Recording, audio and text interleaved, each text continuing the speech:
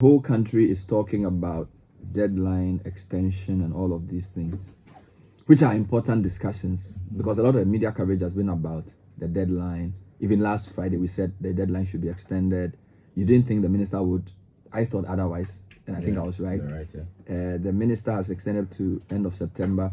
Also, some people have suggested some graded phasing out. So basically, if by end of August you don't register, some punitive measures come in, make sense for now, and then a few other things. I think the whole country is missing a bigger issue. Which is? The bigger issue is the dissonance between the NIA on one hand and the ministry and NCA on another hand. And I think that issue potentially has grave consequences for the country beyond even the deadline extension. Well, that's an interesting perspective. Now, I've come to this conclusion because, last 2 weeks, Thursday, when we interviewed Professor Atefa, the feeling I got from the NIA was that they did not really think that they were built to work with a registration that had a deadline. Okay. So he basically gave the example of a woman having to give birth in 3 months, that they believe they are there for the nation and that the registration must be rolling. So there is a fundamental disagreement between the way the NIA believes it was set up and the way the NCA has gone about trying to register for data SIMs with deadlines. Now, what is interesting about this is that other agencies like SNIT and Co. have also found a way to get there. In fact, even the banks have sort of asked their customers to use the Ghana card to register. But we haven't seen the level of brinkmanship we're seeing with the SIM. Partly because the mobile phone and SIM is almost become like a ubiquitous thing for everybody. So there are more people involved in the SIM. So I can get it that anything to do with SIM creates a lot of concern.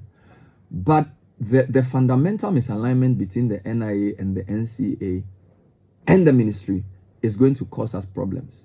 The law empowers the NIA to do a couple of things.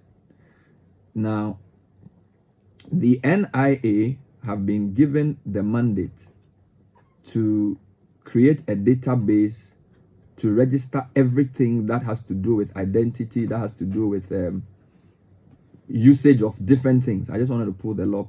Yes, Regulation 7, National Identity Register Regulation 2012, LI 2111. The NIA is required to verify the identity of all persons who seek to partake in transactions which require verification of identity. That's the first relevant law. Again, Regulation 9, LI 2111.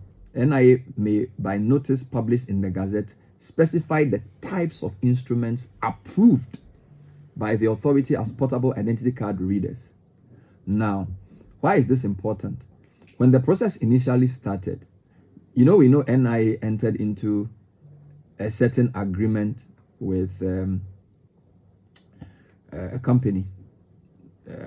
I think they are called Identity Management Systems. There's a PPP, okay, who are technical partners. Their job is to develop and manage this biometric verification system that, according to them, guarantees the highest security and meets the highest international standards for use for all user agencies to confirm the identity of their clients during transactions. Now, that verification platform they created was developed by the Identity Management System in collaboration with the NIA and is running efficiently. All right. Now, initially, when the common platform, which is the telcos together, and the NCA met with the NIA for a discussion, the proposal was that there was supposed to be an initial amount of 6 Ghana cedis paid per verification between the NIA and the common platform on one hand, and then the NIA and the common platform. Now, the telcos thought this was too expensive. So back and forth, NCA ministry decides, you know what, we're going to create a separate app for data capture. Now, this is the key. And that the NIA system is an instant validation. So there are two things involved.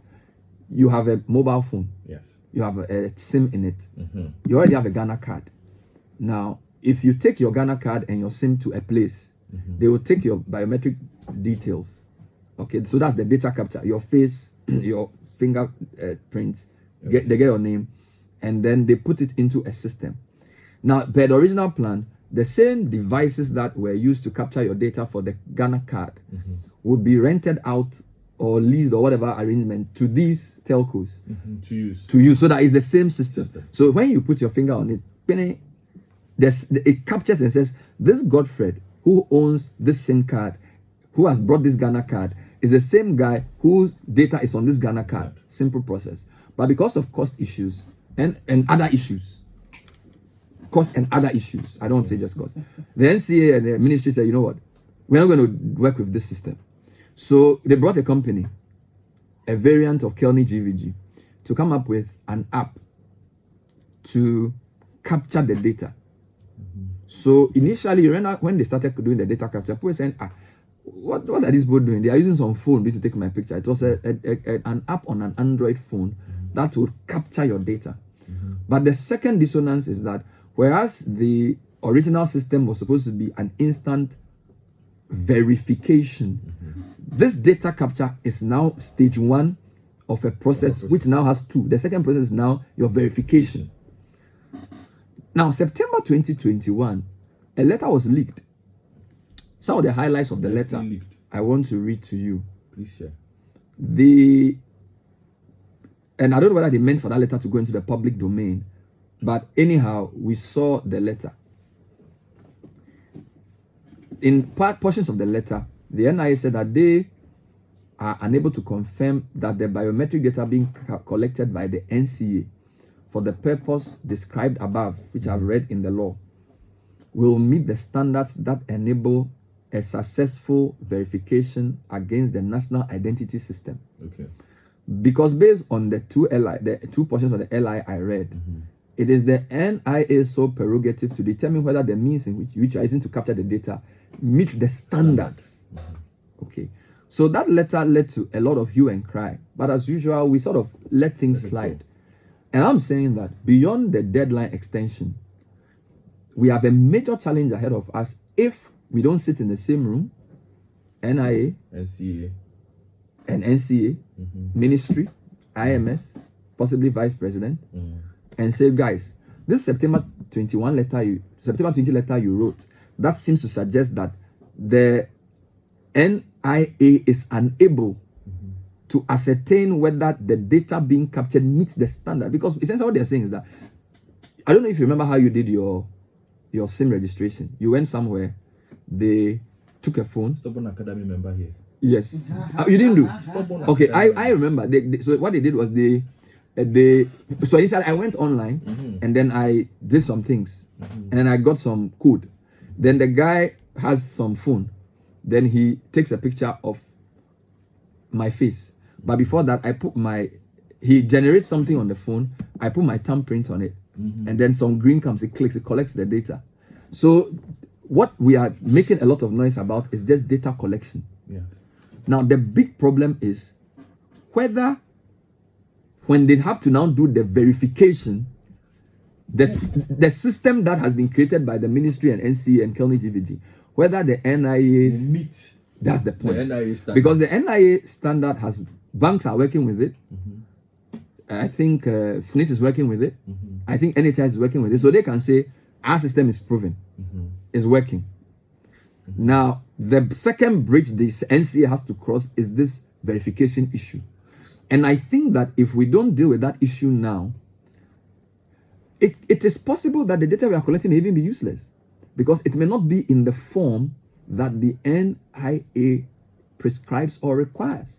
So I feel there's a big conversation that needs to be had, possibly championed by the man who's supposed to be at the center of our digitalization effort.